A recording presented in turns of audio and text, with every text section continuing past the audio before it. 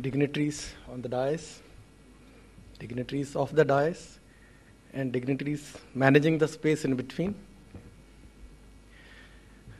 Chief has already touched a lot of issues. I'll be touching 2-3 issues. Long-term trends first, then equity and ethics, which is very close to my heart, being a professional, being a medical doctor. Long-term trends, first is the fundamental of medical education.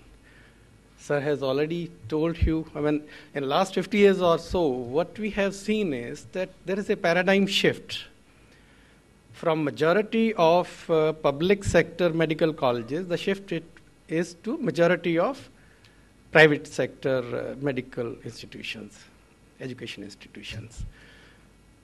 The other shift is obviously the decay in the standards of medical education. Even now, out of first 10, top 10, 9 institutes would be public sector, I'm sure. If you talk of top 10 medical colleges in India, rating by some independent third party, that is the condition. I think only one figures out of the private institutions in the top 10. While the numbers of private institutions are many more, and the fund inflow in these private institutions is no less. We all know, whether we bury it under the carpet, we know the capitations, we know the corruption, we know the capture of the regulator.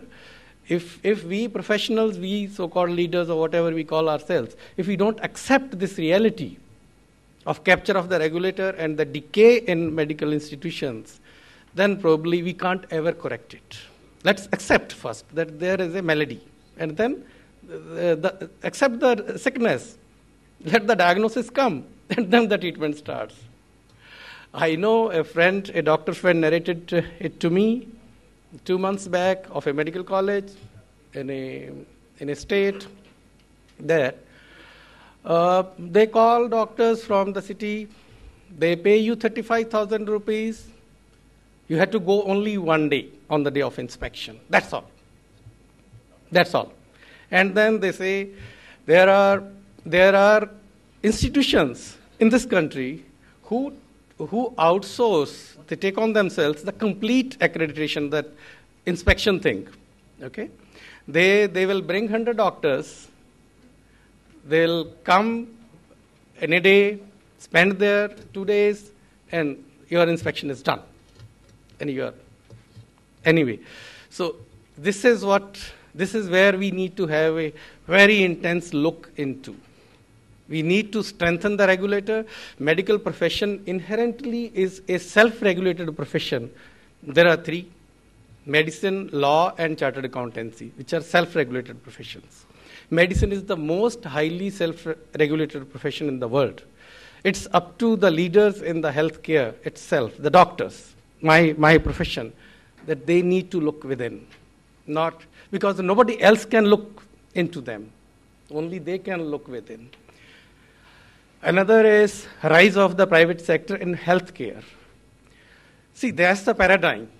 The rise of private sector in medical education has seen a decay, but the rise of private sector in healthcare delivery has seen a quality upgradation to the extent of people coming from outside.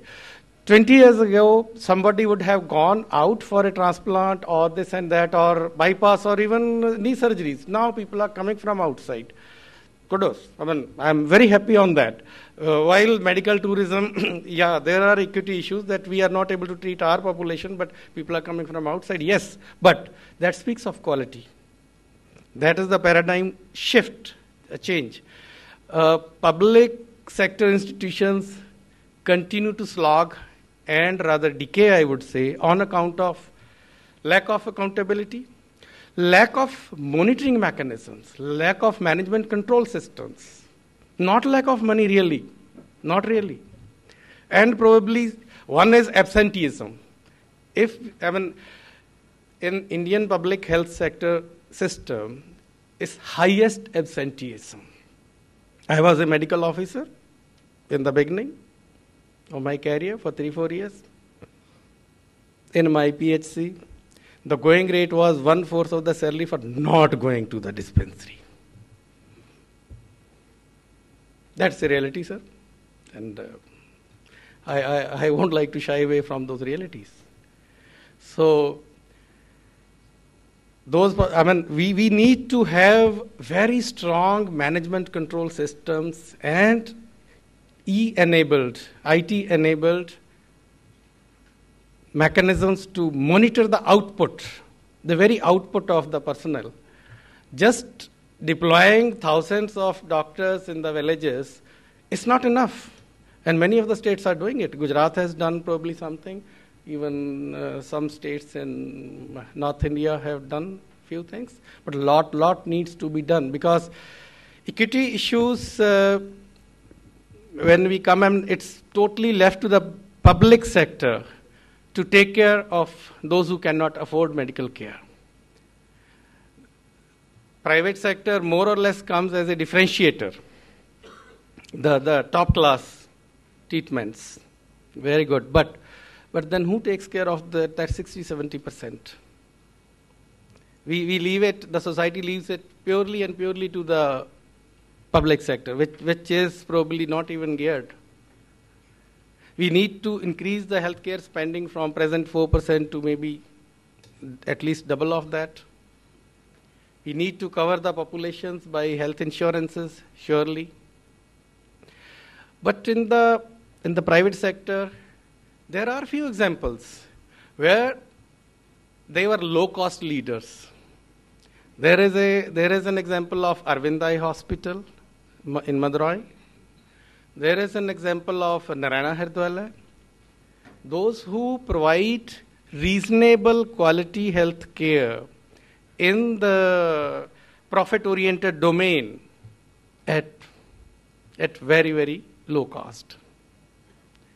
I would expect coming decade or two to see rise of such leaders more, expansion of such leaders more, because this is the country probably for another 30, 40, 50 years in healthcare space needs this low-cost leaders. Yeah, we need differentiators, they are, and they all can coexist.